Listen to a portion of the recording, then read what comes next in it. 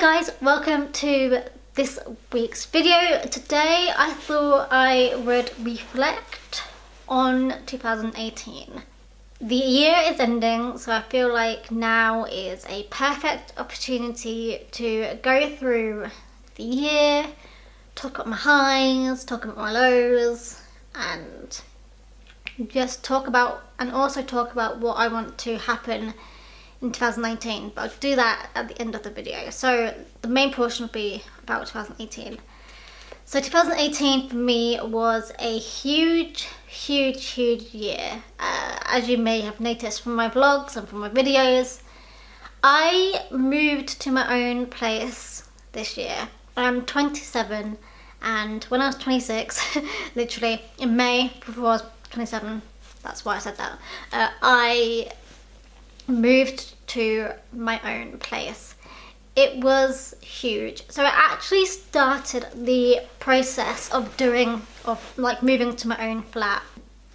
In September last year, I moved jobs, went on holiday, came home, and then as soon as I came home, me and my mum went and looked at places for me to look at, for me to buy.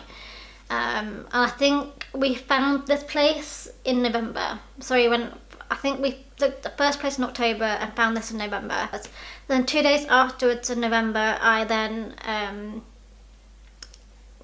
called up and said I wanted this flat, and they had to, do some dilly-dallying, and then they said, yes, you've got it, awesome.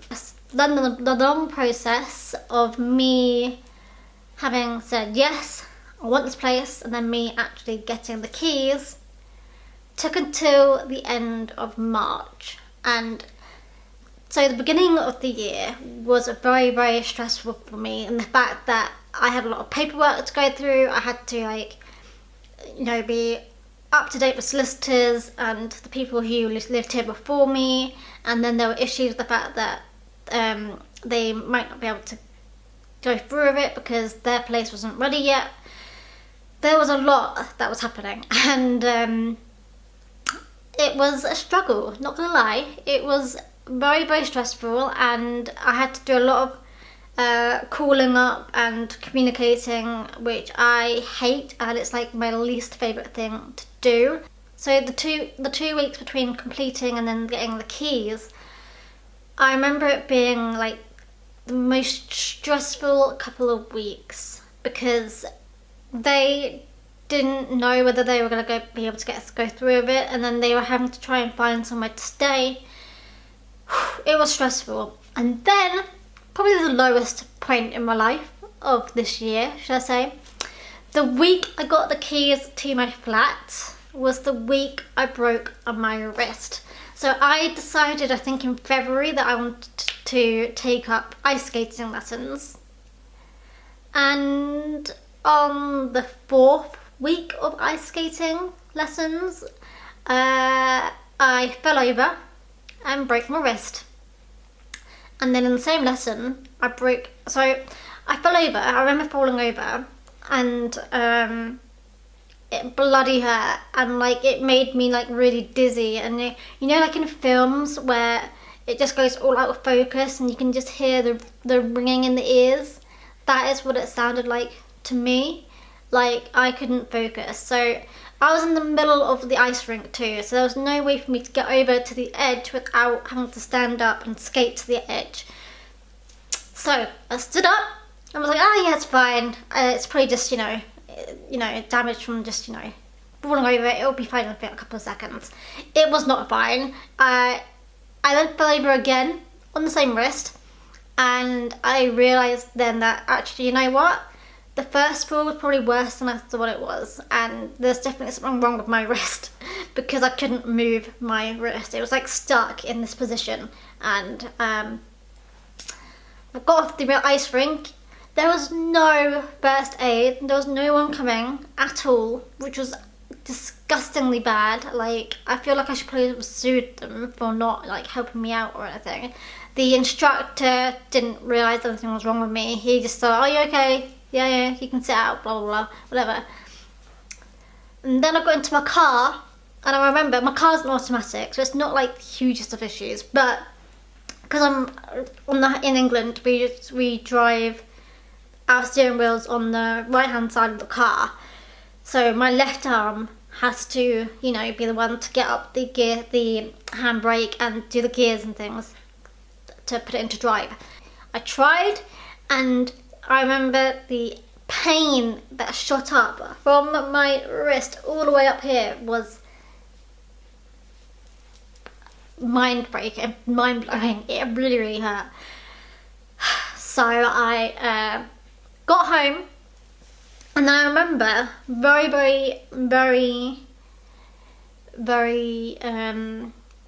vibrantly, should I say, I remember that there was a bump here, and I was like, that's not right.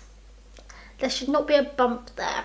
So I put some ice on it, and no one else was home at the time at my family, because I was living at home still.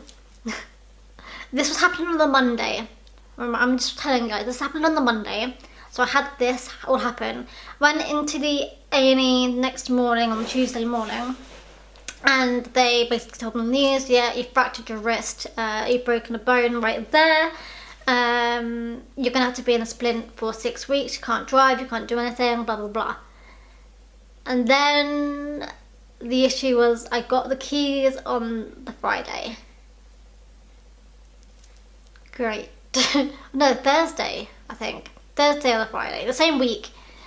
I was gonna, you know, potentially, you know, be able to come in here and do everything. I break my wrist. So the annoying thing was, actually, I was going on holiday to Nice with my parents at the end of that week as well, and yeah, that's what happened. Right, so I got the keys on Thursday, and I went to Nice on the Friday, and I set off all these security alarms because I forgot or didn't realise that the splint had metal in it, and that killed my anxiety. I was crying in the airport. I'm not even lying. I was 26 years old. I'm 27 now. 26 years old girl crying in the airport because they wanted to take off the splint, or I had to take the splint. They made me take off the splint, and it hurt. And it was like the same week I broke my wrist, and I had to go through, and it was not something I could have done with. And I remember the security lady feeling so bad that I was crying, and I was like, I couldn't help it. Like, I feel like I was still in shock from having broken my wrist, and it was just too much. I feel like it would have been much better if I had a plastered cast. I'm not even lying, but it wasn't bad enough for that. On the way home, on the Monday, I think, we basically spoke to the security at the airport and asked them to make sure that we keep it on, because I didn't want to take it off.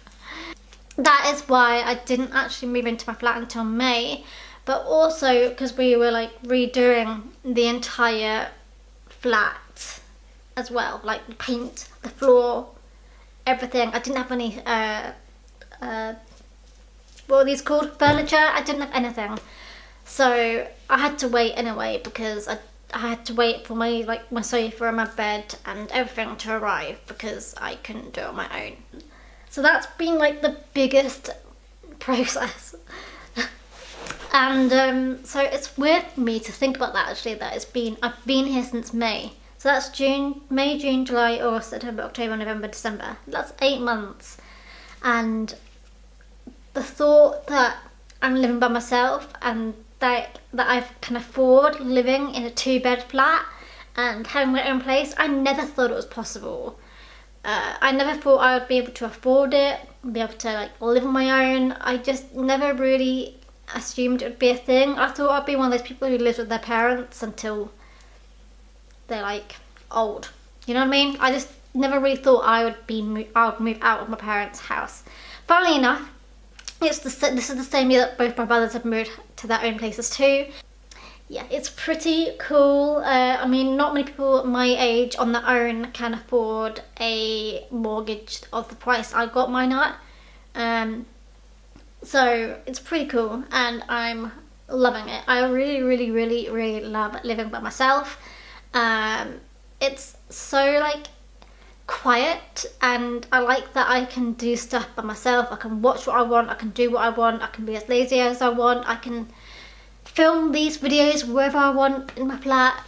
I think the only place I probably haven't filmed yet is probably the hallway or the bathroom. Actually no, I have probably filmed both of those. Actually no, that's a lie, I have filmed everywhere in my flat. Literally. So I think that's really cool.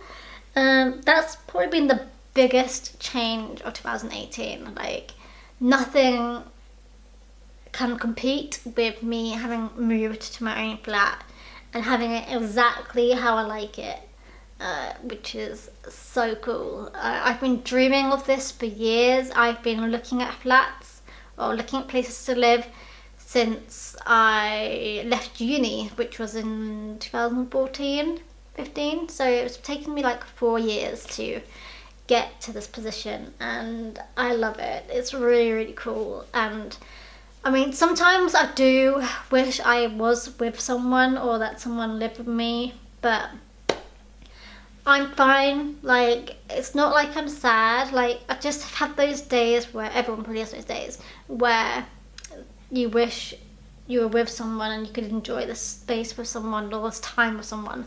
Because I'm always by myself. I mean, I go back to my parents most weekends. I'm not gonna lie. I do go back and visit them, weekly, because I live literally like 15 minutes away from where I used to live. So I haven't moved very far away at all. I've just moved into Milton Keynes and closer to where I work. Whereas before I was outside of Milton Keynes and it took me double the time it took me to get into work. Other than that, I mean, the one weird thing for me, I feel like, of this year is that I have been abroad pretty much every single year for like a 1 or 2 week holiday. And this year, I've used all of my holiday up. Well, apart from those 4 days in Nice, which was nothing at all, I have used up all of my holiday to do flat stuff, which is insane. I feel quite like jealous, I guess you could say. Like, this last week, my brother's been in Ireland, my other brother's been in Slovenia, one of those two, the one that's got Bratislava in it. I don't know geography, so tell me. And my parents been in Australia. And then I've just not gone anywhere. And that's where I wish I had like close friends or like someone I was with who I could go on holiday with. But I don't have that. Like, I'm not close enough to people, I feel like, to have that opportunity. So I'm just stuck being here and using my holiday for this. And like, people at work are all like planning their holidays for next year, and then I'm like, probably just gonna spend it here again in my own flat doing absolutely nothing, you know. Also, there's the fact that like this year, or probably, you know, I mean, I'm 27 now, but a lot of people my age, you know, are settling down, getting married or having kids, and then I feel like I'm like so out of reach with that. Like, I feel like when I was younger, I thought I would be with someone like early on, like, you know, how you see it in all films, you know, get with someone at school, be with them forever. And then I thought I would probably get engaged at 21, married by 23, and have a child by 25. And I'm now 27 and none of that's happened. I've never been in a relationship, and who even knows if anyone wants to be with me. I'm sort of one of those people who sort of wants it to happen when it happens. So I'm not into dating apps. I'm not into being set up. I just hope that it happens at some point in my life, and like, I feel like I just want it to happen naturally rather than try and force it to happen. But who knows what even 2019 will bring, hey? It's pretty much been the bulk of my year has been me and this place, which I have loved, and I still feel like it's a work in progress. There's still stuff that needs to be done. I still need to buy things for my flat, but I have to say, decorating my flat for Christmas has made me feel the most at home since I've moved in. It's incredible. I actually really loved doing that. That's pretty much it for 2018. It's been such a boring year if I think about it, because the majority of this year has literally been revolving around this flat. Things I've been loving this year, I should probably mention. Well, One Direction have been dead for a while, so there's been nothing on there. But I did see Harry Styles at the beginning of this year, which I loved. I wish I had chosen to go see Niall instead though, because I saw Harry at the end of 2017. But who even knows, that's fine with me. For the first time ever actually, I've been really into Strictly Come Dancing. I don't know if that's just because I'm defiant in not watching X Factor this year, because I don't like Simon Cowell and I hate his business. And I feel sorry for the fact that I know I love One Direction and Louis is it's like one of my favourites out of the group. But I don't like Simon, I don't like his production, and I can't give that show views. Even though I love Louis, I do, but I just can't put it in me. So I have actually been loving Strictly Come Dancing this year. Not gonna lie, I've got really into it. I don't know why I never watched it before. We call it Strictly Come Rubbish in my family, but I actually really enjoy it. So I might change my wording around with that. What else have I been loving this year? I absolutely love Doctor Who with the new Doctor. I love that she's a female. Brilliant stuff. Josie Whittaker, I think her name is, has done a brilliant job. Film-wise, Fantastic Beasts, The Greatest Showman has been probably, The Greatest Showman actually, has probably been my favourite film of the year. Loved that. Also, A Star Is Born has also been like a brilliant film too, like brilliant. What else have we been loving this year? Don't know really. I've not really been doing much new things, I guess you could say. Yeah, I'm like looking around my flat trying to figure out if there's anything that I've been loving, but I can't find anything. Yeah, so 2019, what do I hope for 2019? That is a huge question and not what I've really thought about. I'm not someone who likes to plan the future. I just sort of try and set goals, I guess you could say. So in 2019, I'll be turning 28. That's kind of scary, you know? Like, I'll be 30 in like 2021. That's really weird to think about. 2019. What I hope in 2019, or what my goals are for 2019. I really want to stick to a workout routine. Like, I dibble and dabble here and there currently, and I will get into it and then I'll stop, and then I'll get into it and then I'll stop, and then I'll get into it and then I'll stop for like months, and then I'll stop, and then it's so annoying. I wish, like, I'm okay with my body. Like, I don't hate it, but there's things that I would like to improve on, and what I mainly feel like I need to improve on is my posture and my back. Not only that, I wish I could be able to do the splits again. I used to be able to do them when I was little. I can't anymore. I really miss doing all that. And I really also want to improve on my heat eating and healthy eating and eating cleaner and just generally having a more healthier outlook in life. I've already started transitioning that already, to be honest with you. I'm choosing healthier versions of food. Like, I think I'm using brown rice and whole grain spaghetti, and using less fatty foods, and yeah, just trying to be more healthier and have more salads and fruit and veg in my diet as well.